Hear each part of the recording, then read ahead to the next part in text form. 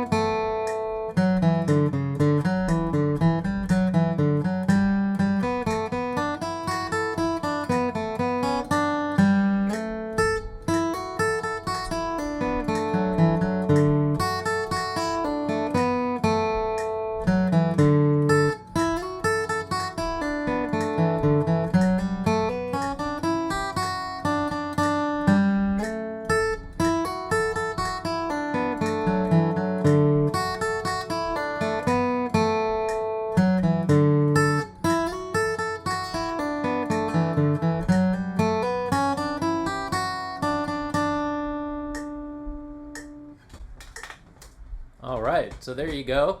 A few things that I want to talk about real quickly in the right hand. I'll talk about that approach, but then I want to focus a little bit more on the left hand for this one.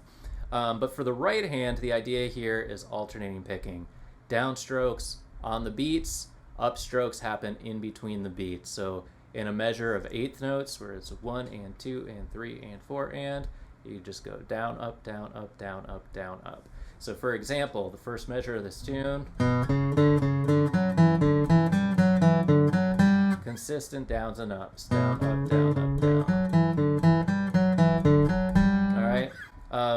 Things change a little bit if you don't have consistent eighth notes. So if you have 2 quarter notes, for example, in a row, then you would have 2 downs in a row. And you see that happen in this tune. If you find the tab, you'll see those pick directions just right in the tab. So if it's a little bit confusing, if you don't fully get the concept, I get it, but that's how you can go learn. Is you can just kind of find those pick directions and follow those until you kind of get this concept a little bit better. Anyway, that's alternating picking. That's the right hand. Moving to the left hand, there are 2 important things that I really want to touch on here. The first is that this tune, we've got the capo at the 2nd fret, but we're playing out of the C shape. So this tune is in the key of D, right? We're playing out of the C shape, but we're at capo 2, so puts us in the key of D.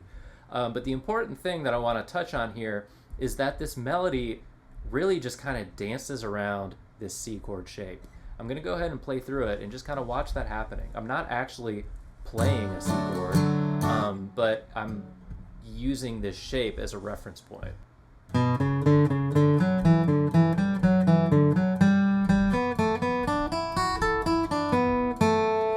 See that happening. It's it's my fingers very much are kind of rooted in this C chord kind of shape. Not fully. I'm not always using these fingers in these positions, but it's just a good way to think about it. It's like the melody is kind of dancing around the notes in the C chord. So the A part is really all kind of here in this open position. Open strings, the first 3 frets really. And then in the B part, we then slide up.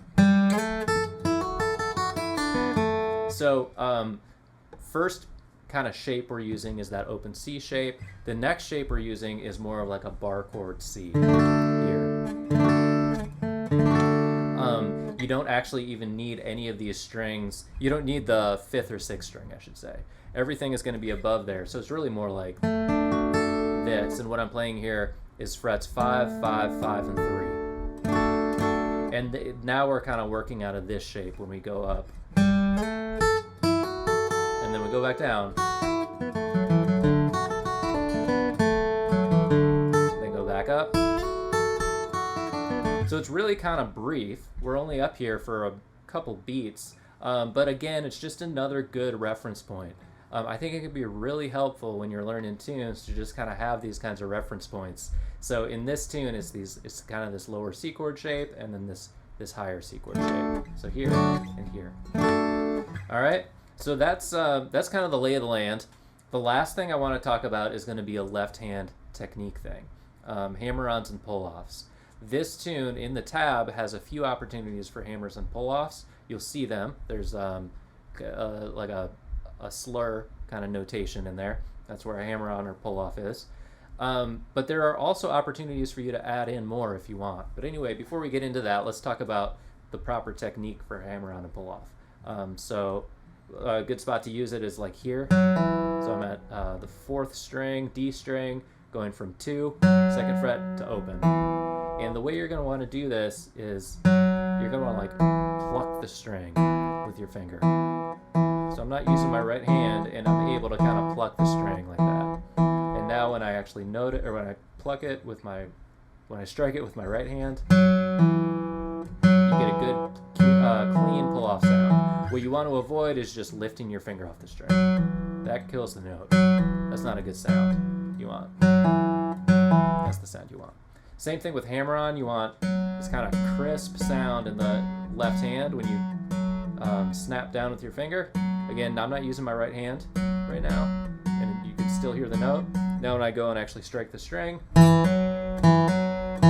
get a good clean hammer-on sound. So that's the way you're going to want to do hammer-ons and pull-offs.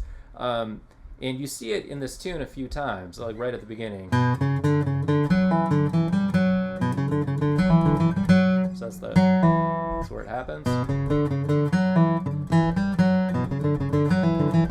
All right, so that's one spot you can do it. There's a lot of other spots where you can add them in throughout. I kind of think of hammer-ons and pull-offs as a bit of a preference. Some players use them a lot. Some players don't really use them at all. It kind of just depends how you like to play and what your own style is. So play around with it, try and get them clean, and maybe add in a few more if you want. One of the advantages with using hammer-ons and pull-offs is it gives the right hand a break, the picking hand, because you don't have to pick that note, right? You're pulling it off instead of doing that. So it gives the right hand a break, and sometimes it can allow you even to play a little bit faster because your right hand has that break in there. So just something to think about. Anyway, I hope you like this tune. I love it. It's one of my favorites.